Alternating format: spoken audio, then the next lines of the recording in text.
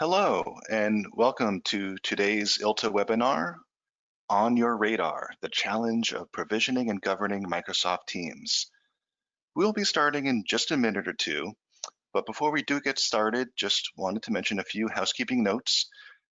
First, if you can hear me okay, if you can raise your hand in the GoToMeeting or type in the chat area.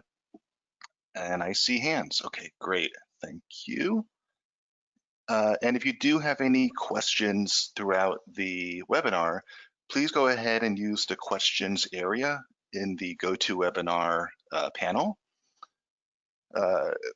Time permitting, we will answer all questions at the end or follow up with a direct answer afterwards. So we'll just give another minute or so as people come in, and then we'll get started.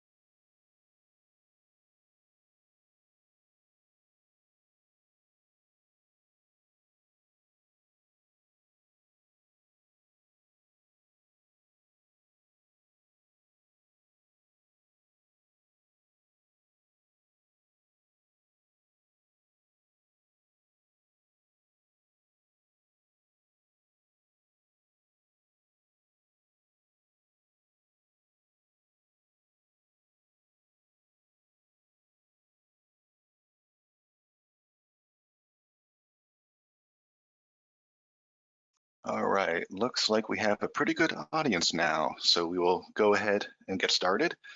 Once again, the title of today's webinar is On Your Radar, the challenge of provisioning and governing Microsoft Teams, being presented by Kraft Kennedy and Prosperoware. Just again, a quick note, if you have any questions throughout the webinar, please use the questions area in the GoToWebinar panel, and we will answer those questions, time permitting, at the end of the hour. So my name is Brian Podolsky, and I lead the Enterprise Content Management practice at Kraft Kennedy. Joining me for this webinar is Amanda Sachs, who is also an ECM consultant on my team at Kraft Kennedy, and from Prosperoware, Tina Harkins, the Director of Solutions Consultants for the Americas. We're going to get started by discussing some of the challenges we faced. The world changed just a few months ago. We experienced an immediate shift to the work from home and mobile workforce environment. Most of our clients were scaled to support maybe 10 to 20% of their workforce in a Citrix or remote desktop environment, and then all of a sudden they had to support 90 to 100%. Our behaviors had to change. We could no longer just walk down the hall and pull some colleagues out of their offices and go to the library or file room or a small conference room and hammer out that document on a deadline. We had to use, or we have to use, electronic methods of collaborating with colleagues and clients. And how can we do this securely? What new technology platforms and utilities do we have to use to be able to do this? And how do we manage those technologies and platforms while also maintaining the security of our systems? So to get an idea of what our clients are facing, we recently spoke to a CIO of a firm that was going through this process. And just to give a little bit of background, last year, the firm moved to Office 365 licensing for a couple reasons. But early this year, early 2020, they were slowly rolling out Office 365, deciding which bits and pieces to use. And then when the pandemic hit, Teams was not rolled out yet. So very quickly, they rolled out Teams to the firm within 5 days, but they rolled it out in a very locked down way. so that only certain IT administrators, directors could create areas within teams. And the initial use was really for just internal meetings, client meetings, to handle some of that collaborative use cases. And to this day, they're really still only using a portion of what Teams can do. But I wanted to pull this one quote from our conversation. The CIO said, now we need to be able to create and manage teams the same way that we do matters in our DMS. That for certain practices, we need to enable certain practice groups to extend their teams to the external clients.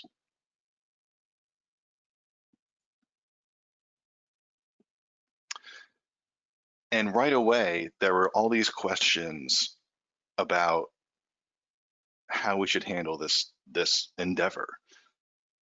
Questions about mailbox retention in the cloud and the chat retention, because one of the main goals of Teams is really to replace Outlook as that central hub for communication between team members.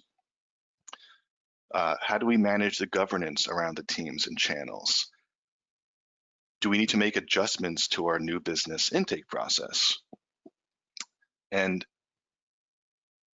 the CIO mentioned, they identified the why. They know why they have to do this. But there's those other questions that are so important. Who's going to belong to the team? What's the security going to be on the team? Where's the data going to live? How can we securely invite external people into the team? When should the team be created? Right? As I mentioned, do we need to change the intake process? Do all matters need teams, or is it a certain point in the matter life cycle, or certain practices where a team might need to be generated? And how should those teams be generated?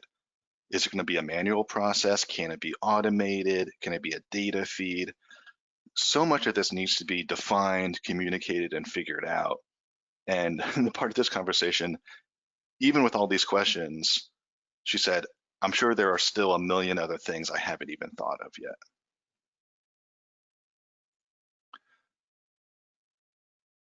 The next challenge is backing up for a minute. How do we back up our data? And knowing how Microsoft backs up the Office 365 data, and then combining that with all the apps and tools that are available as add-ons to Teams. The firm wanted to make sure that they could leverage these tools and apps to make their jobs easier. The project managers love using Planner, Task in a Box, and some other PM tools, but there's data involved with that. It communicates with the mailbox, it communicates with your calendar. How is that data maintained and retained? A lot of different things to worry about here. So at this point, I did want to bring in Tina to kind of get her thoughts on how Prosperoware has been handling issues with data backup of apps and Microsoft Cloud data. Tina? Sure. Hey, so when you're provisioning the team, I mean, we kind of look at the teams as really almost like the new lawyer desktop, having kind of one place for the lawyers to go to get anything that they need for their work. So when we provision a team, you can add on what components you want to add to that team. So for instance, you can add a OneNote notebook, you can add a planner with even some predefined tasks in it. So part of what we'll be showing you today in the demo is how a lot of that is constructed. CAM manages all of that. Our product CAM that we're going to be showing today manages a lot of that as far as where the data is stored, what metadata is attached to it. So you can layer on a governance on top of all of the provisioning of those components. Thanks, Tina. At this point, I want to introduce Amanda, who's going to discuss our client base and what we found. Thank you, Brian. So as consultants at Kraft Kennedy, we worked with many of our clients to help them transition to the post-COVID world. What we found was that those who had already embraced mobility and laptops were in a better position to adapt. And clients who embraced the cloud were in much better shape as well. Users with firm laptops or tablets, not relying on direct access, VPN, or Citrix, really only relying on an internet connection to access firm resources like the DMS and time and billing systems, simply took their devices home and continued working. It certainly is still a transition for any firm, but when combined, these two things, mobility and the cloud, lay the foundation for a much smoother transition to the post-COVID world. And I think as well prepared as any firm can be, that change in behavior where you can't physically, like I said, go down a hall and pull people out, there's going to be new tools needed to have that kind of electronic collaboration. And as the CIO we spoke with mentioned, their firm was already embracing mobility in the cloud. They had migrated to Office 365 and Azure AD. The mailboxes were migrated to the cloud, and now they are looking to expand their use of Microsoft Teams after deploying it once the transition began. So some of the things we start thinking about are how can we manage teams like we do with the DMS? With the cloud foundation in place, these new questions about cloud management start coming up more and more, and that's where CAM comes in. So what really needs to be managed and governed in the cloud? There's the areas like security and permissions and users and groups that might be a little bit more obvious, but firms also need to start thinking about managing their data and documents, governing teams and channels, managing the DMS workspaces, and respecting retention for all of this content based on the firm policies and matter life cycles. Now, if we shift the focus just to Microsoft Teams, how many of these areas need to be managed when it comes only to Microsoft Teams?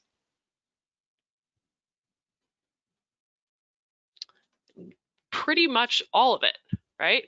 Really everything besides the DMS workspaces, which are stored in the DMS, apply to Microsoft Teams. There's a lot going on behind the scenes in Teams besides just Teams and channels. What role permissions will users have within Teams itself? Can they edit conversations or delete conversations? Can they create new channels and content? So all of these questions are things that CAM can help manage. And as Amanda mentioned, there's a lot of things happening with Teams behind the scenes. All the stuff you see in Teams is actually stored in a vast array of data silos in the Office 365 ecosystem, from mailboxes to OneDrive to SharePoint to even Microsoft Stream, not to be confused with Microsoft Teams. In the race to deploy Teams and get online communication channels and collaboration up and running, these details can sometimes get pushed to the side or can go unnoticed.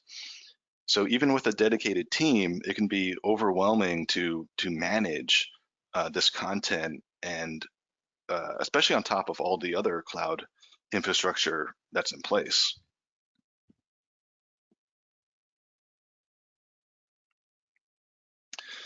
So we wanted to take a minute here to just show how much Teams has grown over the past few months. It's really now the go-to collaboration platform.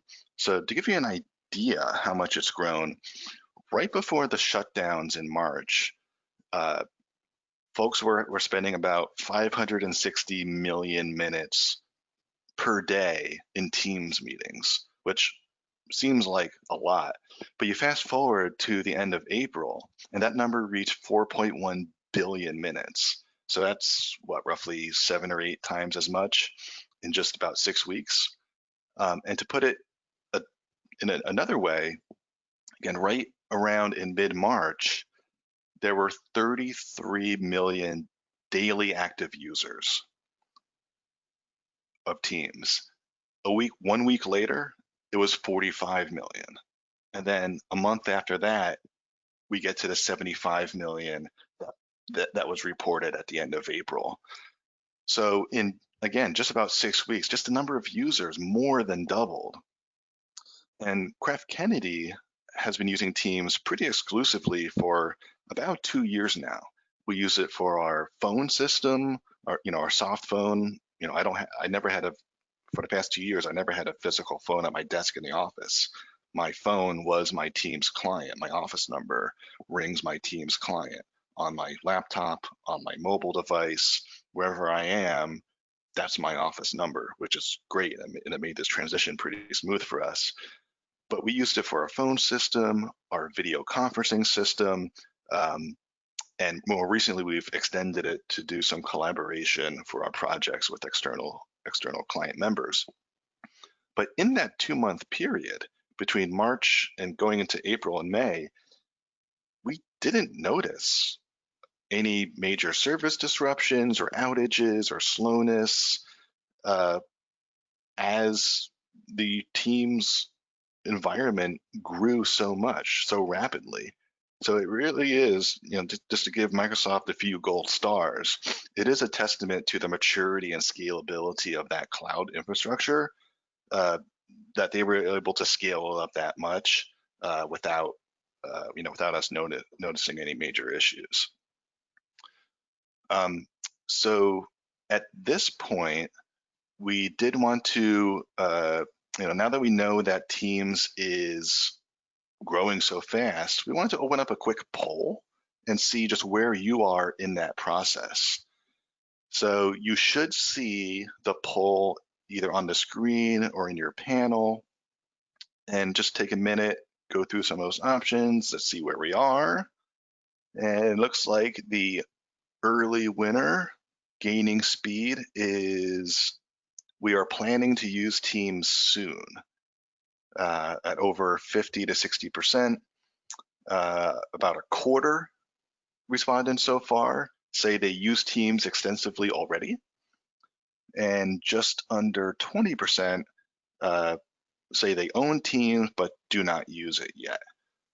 So that's where we are right now. Okay, so at this point, I will hand it to Tina. Great, thanks, Brian. Okay, you can load up the whole slide here. So with the rapid increase in Teams, provisioning and governance challenges follow. I mean, it would stand to reason. How do you find data in Teams given the limited metadata tracking, for instance? Unlike a workspace in a document management system that tracks metadata like client and matter and practice and office, we don't have that level of metadata natively with Teams. How do you then link a team to a channel or a document in Teams to a matter with any sort of metadata? What we're seeing is a lot of firms that have started to deploy Teams are manually tracking the teams using spreadsheets. There's no consistency in changes or updates to matter names or other metadata. As we all know, matter and client information can change on a particular matter. And how do you make those updates and changes? How do you ensure property security, ethical walls, information barriers without the ability to track content?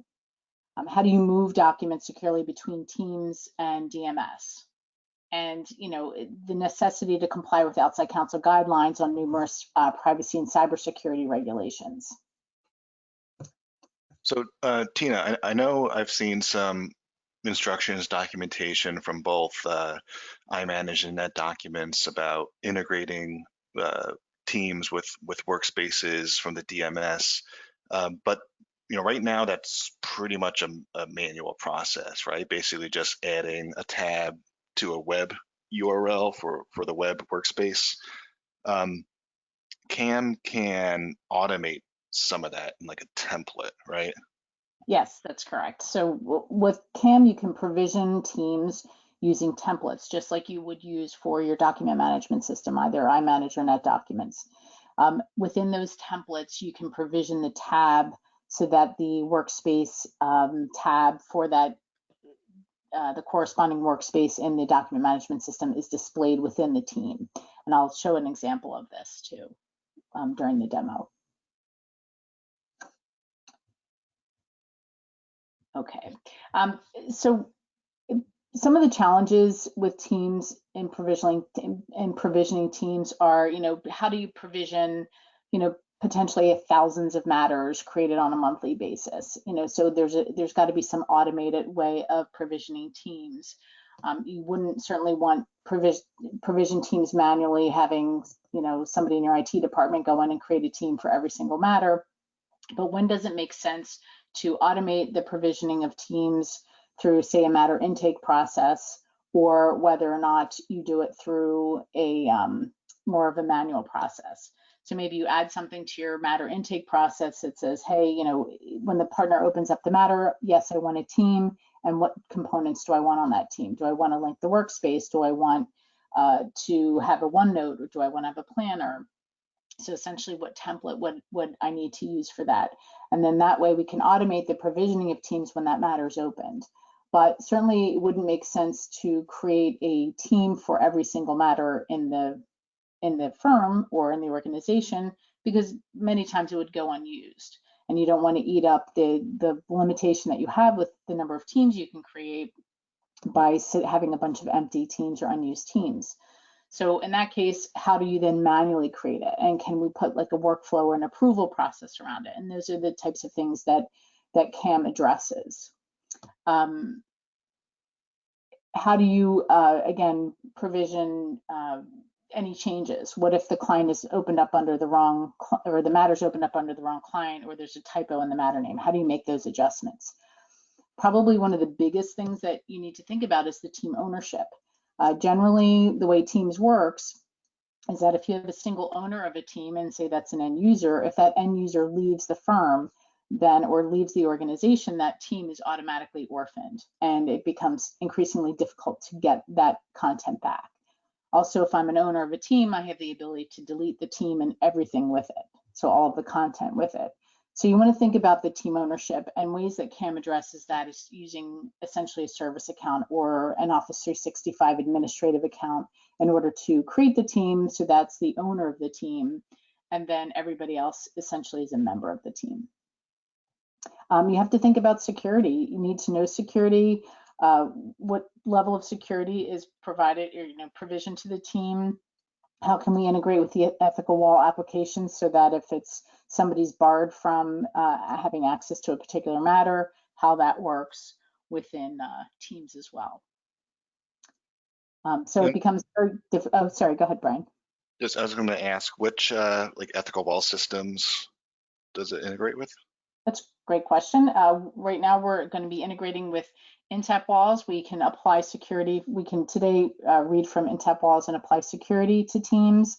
And we will be providing full integration and enforcement with iManage SPM, so that not only will we be able to read and provision security, but we'll also be able to enforce security. So if I try to add a user to a team in Microsoft Teams, that user's been barred through an ethical wall, that will prevent you from adding that user.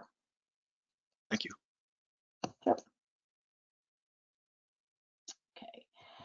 Really, as we've seen over the past, 5, 6, 7, 10 years, content just doesn't live in the DMS anymore. I mean, DMS is primarily the application where all of your documents resided within a firm. But now we see it spread over multiple applications: e-discovery, intranets, extranets, transaction management, sites, file shares, OneDrive, and now Teams. So it's really about governing all of that. So it's not just having the central repository being the DMS anymore. It's managing and governing the content across all of these content systems, and being able to govern in that. So what CAM really provides is that pairing of process and governance. Whether you call it a matter, a project, or an engagement, documents need to be organized for the team to deliver internal and external services. CAM enables organizations to place content in the right place to ensure governance, increase adoption of the content systems, and reduce risk related to the privacy and cybersecurity for that content. So a typical workflow, I mentioned this a little bit earlier, is that you have some source system where the content, where new matters are opened or new projects are opened, either from some new business intake, a CRM, time and billing system, a practice management system. From an automated perspective, we can read from that. If that system happens to be on premises, like in a lead or an adherent, we have an agent that can run, basically a service that can run on premises to be able to read from that source system and then pass that data into CAM, and then CAM can then provision it to iManage or NetDocuments or Microsoft Teams. And again, creating, especially when you're talking about creating teams, or if you're in the corporate legal environment, how do you manually create workspaces? We have something that's essentially a self-service request workflow that can be applied with or without approval. So the end user can then request that a team is created or a workspace is created, and there may be approval around that particular request. Currently, we can do this across a number of currently supported systems. So iManage and NetDocuments, HiQ, Kira, obviously Office 365, including Teams and SharePoint Online. Systems that are very close to being finished, the integration with CAM, are OneDrive and DocuSign and iManage SPM and Walls for enforcement. File shares, that same agent that can read from the source time and billing system can also look at the file shares and provision folders under file shares, provision security, and manage and govern that content in file shares as well. I did want to add here that file share is not a actual product in this slide. I was making this joke with Tina as we were prepping, like what product is file share? No, that's just a cool logo that the marketing department came up with for a Windows file share. So not to cause any confusion about that, I just thought that was kind of funny. Yeah, thanks for the clarification, all right, at this point, Tina's going to show a demo for how CAM can enhance and manage Microsoft Teams. So Okay. Tina, I will make you the presenter right now. Great.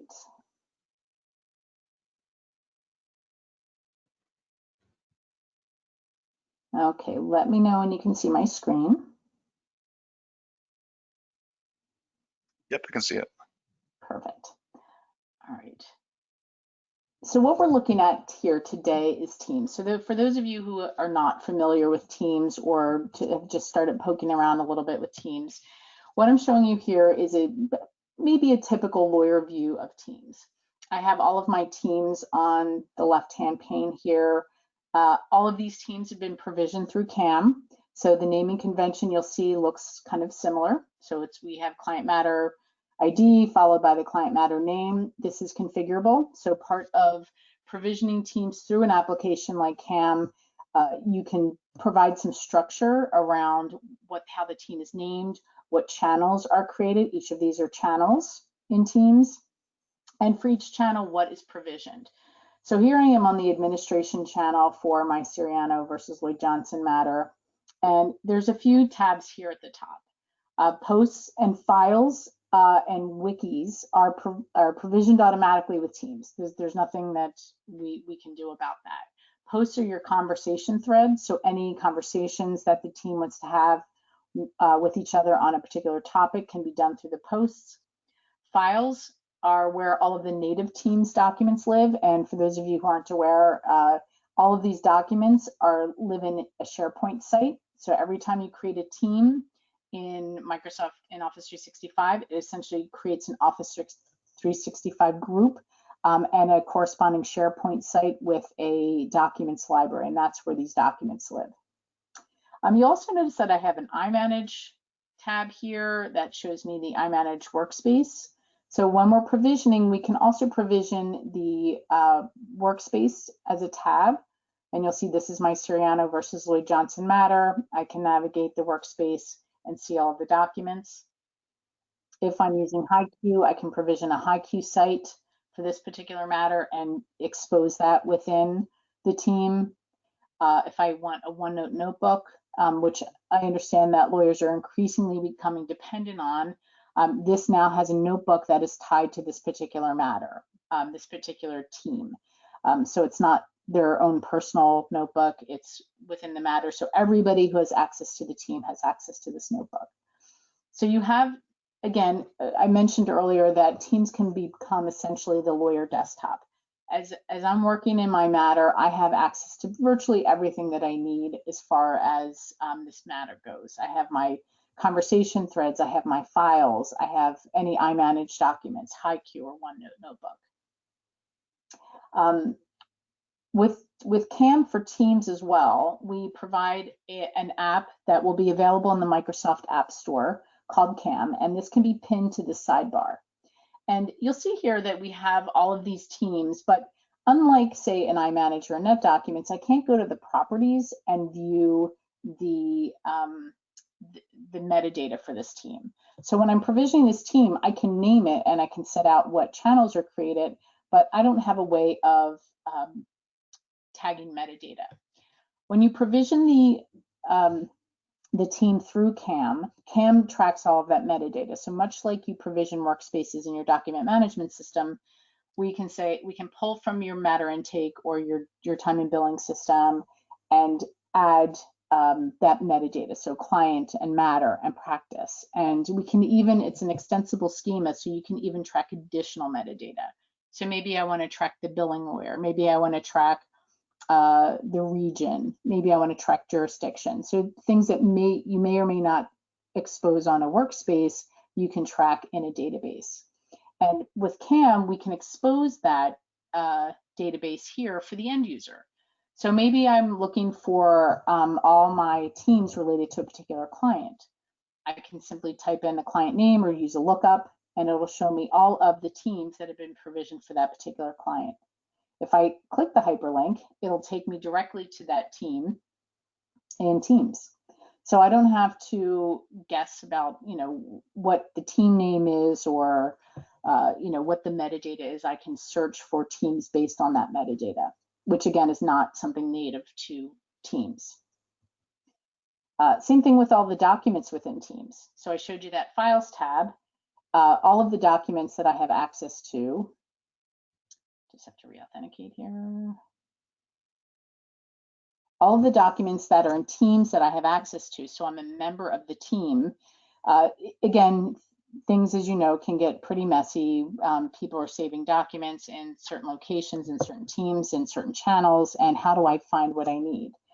The same way we can manage metadata with the matters or the teams, we can manage the metadata around the documents. So if I know a document is in a particular team, or I know it's for a particular client matter, I can then search for it by some metadata. In this case, this is a configurable form, and I'm just going to search by the name, just as a basic search. I want to find all pleadings that I have access to, and then it will bring me a short list, and I can simply click on the document, the hyperlink, and it will open that document up in Word. So we talked about creating teams and when to create teams and how teams are going to be created and provisioned. First of all, you don't want the administrative nightmare in the IT department that anytime somebody wants a team, they have to call up the help desk and go through some process to request a team. Lots of mistakes can happen, and it would be the same way as if you asked your IT department to create a workspace for every matter manually. What template is used, what is the security that it's applied, what components are added to that particular team or channel. So what we can do is with CAM, we can provide templates that allow the firm or the organization to dictate the structure of the team, depending on the type of work, what channels are created, what tabs are created within each channel. So do I want to expose the iManage workspace or the NetDocuments workspace? Do I want a OneNote notebook? Do I want a planner? What do I want to expose within that particular team? So we take the guesswork out of it, and we provide what we call a request workflow infrastructure.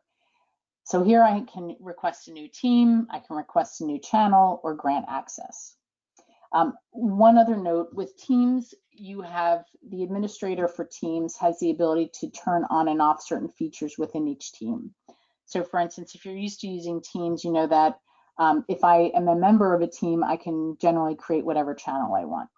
You may want to shut that off because you want to, again, like a workspace, you want to keep the structure limited to what people will use and what they need to use. So it's not a free-for-all and you don't have 50 channels of nonsense. You may also want to turn off certain fun settings. So if you know Teams, you can add jiffies, you can add, you can edit conversations, you can delete conversation, any posts that I create, I can delete, or I can edit. You can set those as well within the templates or within the structure. So if I want to be able to give my users the ability to create a team, but I want to shut off certain features, I can do that through CAM as well. So with this team here, I'm requesting a workflow, and here you'll see I can select a client and a matter, and I can select what template I want to use. We also have the ability to have multiple workflows. So maybe I want to create a team for an existing matter. So I would use my new legal MS team request. But what if I'm the practice lead for my litigation group and I want to create a team for a new project? How would that work? We have something here where I can say pick my practice, and then I can simply use the add button to add basically a new project or a new team name. So I'm not pulling from a pre-existing list of clients and matters. But let's go back to our legal team here, and let's pick a client and a matter. So I have, this matter was opened up a few months ago. I didn't think it was going to go anywhere, but it's now blowing up and I need a team. So I didn't originally ask for the team to be created. I can select which template I want to use. So we have different templates based on the different types of work. So I'm just going to keep with my basic Teams template. I can select the security. So team security is pretty straightforward. It's either public or private. Public doesn't mean that everybody is a member of the team. It basically means that you can join the team if you want to join the team. But essentially, you probably want to keep most of your teams private, and then I can add the users for my team. So I can select them, add what kind of role I want to give them on the team, whether or not I want them to be an owner or a member. And you'll also notice here that I can invite guest users. One of the benefits for Teams is that you can share your teams externally if the administrator gives access to do that. Under the Teams administration, you can basically whitelist certain domains. So if you are working with Lego and you want to share the team with the corporate counsel or maybe some joint counsel, you can whitelist essentially or allow in a permissible domain for Lego, lego.com or whatever the domain name is. And you can then add users to that domain. And you're probably thinking, okay, so I start adding all these external users, or I allow my end users to add external users. How do I manage that? Another aspect of Teams is the ability to search for and govern any teams that are shared externally. So there's essentially a database that you can use to search for teams that are shared externally. You can search by a particular user or by a particular domain, find all of those teams, and then you can also kind of cross-reference it with, is the team or is the matter still active? If the matter's not active anymore, we can then remove all of the external users, and so you can manage and govern the teams through the CAM interface. So I can add a guest user. I can review my inputs. Some components are created when the team is created, like the group in Office 365. There's a mail alias, so you can email the team. So some things are already automatically created. And then you'll see that this workspace requires approval. So I can finish my inputs here.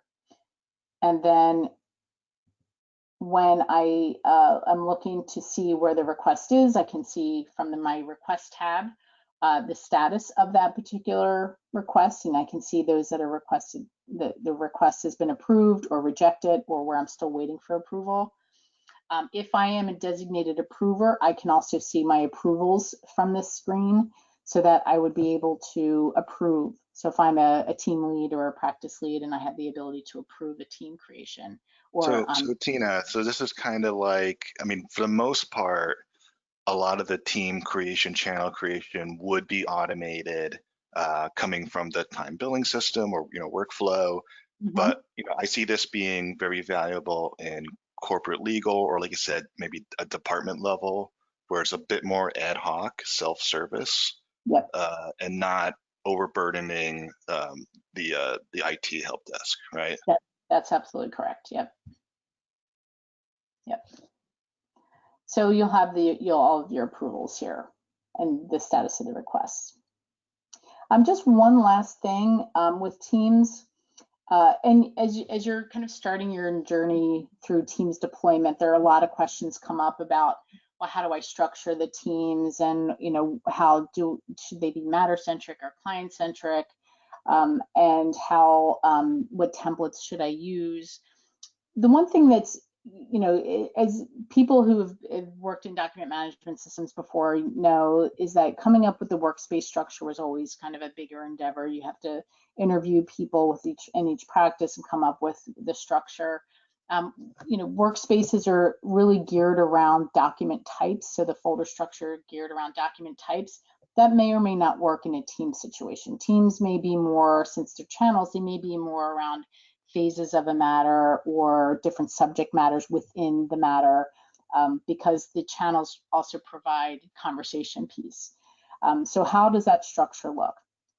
With CAM, what you can do is you can start simple. So maybe you don't really know what this structure is going to look like or what it should look like. So you can come up with a basic structure. And with Teams Template Editor, we have the ability to push back any changes to your templates retroactively to all previously created teams. So as an example, maybe I just want 2 channels for every team I create because I don't really know what the team's going to need, what the matter team is going to need. I create those template with just 2 channels, and then maybe 3 months into it, the practice group says, I'd really like to have these 3 additional channels added to every team. What you can do is add them to the template and then push those changes backwards to all of the previously created teams that only had the 2 channels. So now I can push back the additional 3 channels into those previously created teams. So the ability to make adjustments over time is really key to getting user adoption, and getting, organizing the content in a way that makes sense for each practice group or department or project. So that is a CAM app for Teams. Great, thanks, Tina. Let me get back to the deck, and we'll start wrapping it up. Great.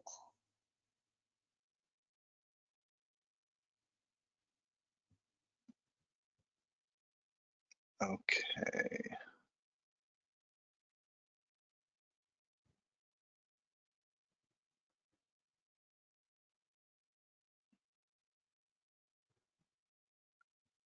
All right, so before we get to the questions and answers, Tina, why don't you explain what we're seeing here?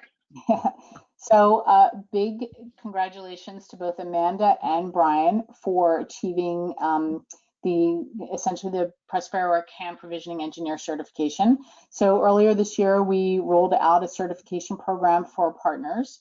Not only did Amanda and Brian both pass the certification exam with flying colors, Amanda actually was the first one in with her exam and is our first ever worldwide certified Prosperoware CAM provisioning engineer. So congratulations to both Brian and Amanda.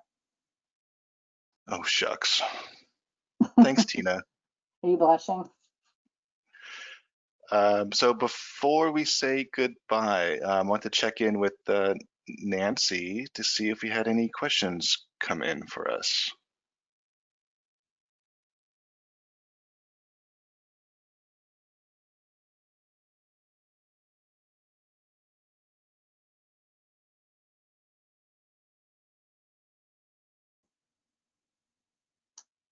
Nancy, do we have any questions? Yes. Sorry about that. I was muted in 2 different places. A lot of good questions came up. In fact, I haven't been able to listen to any of the webinar because people have asked great questions. So one that came up recently and that it was in reference to HiQ and not necessarily Teams. Many of our Teams sites are for HiQ. How flexible is your naming automation? So that's one I wanted to throw out there. Naming automation for HiQ sites? Yes. Yep. So in the same way we can construct the naming conventions for Teams and for workspaces in the DMS, we can do the same thing with HiQ. So you can essentially structure the names however you want, depending on the type of work. Okay. Let's see. Let me check through my previous questions. Oh, one question that came up early was, what was the maximum number of teams allowed? And there's a great reference, and I'm going to post that in chat for everybody on the docs.microsoft.com site. And it does change frequently as iManage updates the application itself. So let me get that. Can't multitask and paste at the same time. So I can, go ahead, Nancy.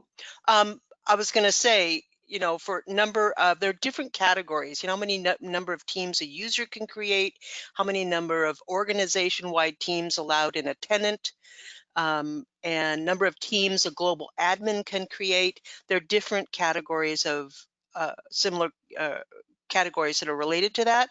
I highly recommend putting that URL in your browser shortcuts because it does change, but go ahead, Tina. No, I was going to say, I mean, the general rule of thumb today, and this actually changed with Microsoft over the past couple months. Yeah. So essentially there's 500,000 teams that are available for a tenant. For each team, you can have up to 200 channels. And for each team, you can have, of those 200 channels, 30 of them can be private channels, meaning that it can be more restrictive than the team membership. So a subset of who belongs to the team can belong to a private channel. CAM can also create not only the public channels or the kind of the inherited channels, but also private channels as well. Great. I'm going to go through some of the questions that came in a big bunch towards the end, and I haven't had a chance to type out an answer. Can you use Azure to sync rights over DMS teams and other content systems? From Robin. Azure, I'm sorry, can you repeat the question again? Sorry. Can you use Azure to sync rights over DMS/Teams and other content systems? So Azure Active Directory, I'm guessing? Yeah, I assume, yeah. Yep. So we can synchronize with both with Azure Active Directory as well as on-prem Active Directory to provision users and groups and permissions to the teams. Another question that came in right at the end, how does the team created in CAM work as it relates to iManage groups? Does it replace iManage groups? That's a good question. So it doesn't right now. So the way that Office 365 groups work, so essentially what we would do is we'd have to flatten out the group and get the group membership to apply to teams. Teams, when you add members to teams, you can really only do it one at a time unless you have a pre-existing Office 365 group. So it's not like you can add an iManage group to the team. So essentially you have to kind of flatten out the group find all of the members and then add them individually. But we can do that through scripting. Okay. Is the request approval tracking feature available for iManage workspaces? Yes. Absolutely. Oh, there was one, hang on a second, what did I miss? Oh, this one I did answer in the questions, but I think it's a good one for the group. Does the CAM app deal with private channels as well? And I answered briefly yes, but if you want to expand on that. Sure. Within the template, you can create, when you create the channel in the template, you can decide whether or not it basically inherits the permission from the team, or it's private. You really only have two choices. It either inherits the team permissions or the team membership, or you can set it to private, and we support both. Great. Let's see, let's go back. How are we doing on time? Time for me to share some of the other questions? Are we good? Yeah, so we have another about maybe 6 or 7 minutes. Mm-hmm. Okay. In CAM, how do you apply? I did answer this, but I wanted to go out to the larger group. In CAM, how do you apply ethical walls? If someone searches CAM for a team that they are screened from, will it show that team in their search results? So the answer would be no. So we can read from the ethical wall application, whether it's in TAP or SPM, apply that security to the team. And if the user doesn't have access to the team, they will not be able to even see it exists. And as I said, I was pretty busy answering questions. Did you address the access request process? Oh, no, I didn't. So part of the workflow, that's it. Thank you for bringing that up. Part of that workflow request where I showed you how you can create a new team, the other options there are to create a new channel and grant access to an existing team. So if I have the ability to do so, I can grant access to a team, again, with or without an approval process. And if we will be providing some support for enforcement. So if I try to grant access or give access to a team member who's walled off, it would prevent me from doing it. Otherwise, you'd have to go through an approval process, so somebody else could just verify that that person is able to have access.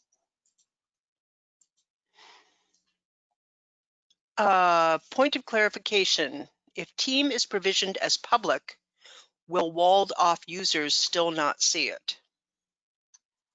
Yes, that's correct. Yep. So if you're using enforcement of walls, then they would not see that that team exists.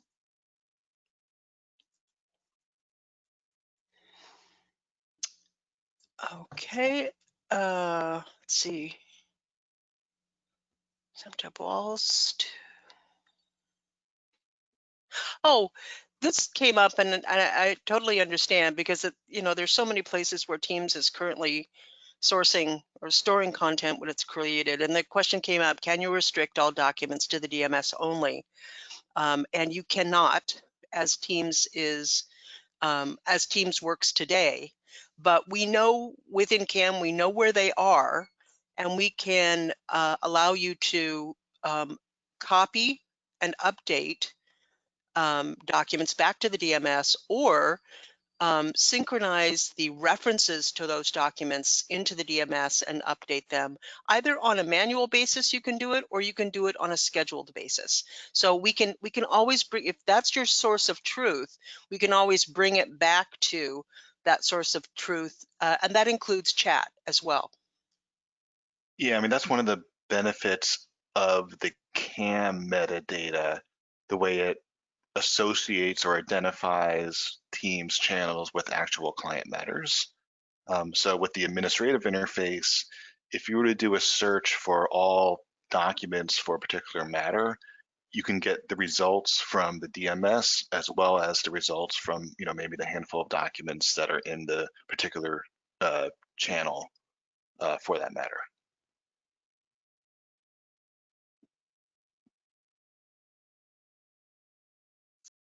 Can CAM be used to sync or import email messages into a team project? Import email messages. I have to think about that. So if, let me get back to you on that. I don't know off the top of my head. I haven't seen anything about that in particular. Nor have I. Yeah. So if you're talking about syncing from your inbox, the only way we could do it is if the team or the channel is CC'd on the email, and then we could that would really be the way to synchronize it into that project. But we don't have any otherwise like email management pieces. But let me follow up with that.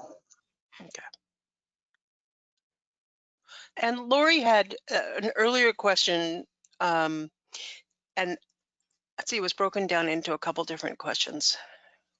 Lori had the question about many of our team sites are for HQ. How flexible is your naming automation? And then HQ equals headquarters. At that point, I wasn't sure what she was referring to. So Lori, I would like to unmute you to ask your question. You're self-muted. As an organizer, I have unmuted you, I think, and requested that you personally unmute so you can ask the question.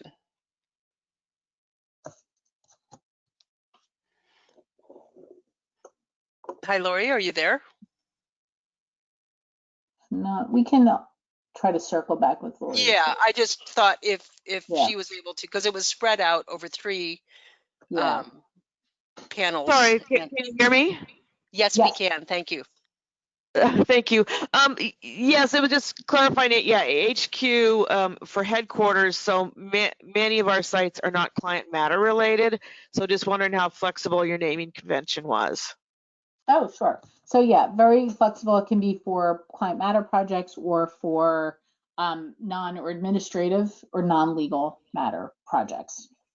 So whether it's a team for, say, any administrative department or office or within the organization, you can set up templates for those particular types of teams, which would have all of the naming conventions and the channel structure, etc. Okay, thank you. Sure. All right, and it looks like we're just about hitting the end of the hour. So if there's any other questions we missed or did not get to, we can look to answer those and send more direct responses. But I wanted to thank Nancy and Tina from Prosperoware, as well as Amanda and Tracy from Kraft Kennedy for help organizing this. And everybody for attending, thank you for your time. And I hope everyone stays safe and healthy. Great. Thanks a lot, Brian. Thanks a lot, Kraft Kennedy folks. Thank you. All right.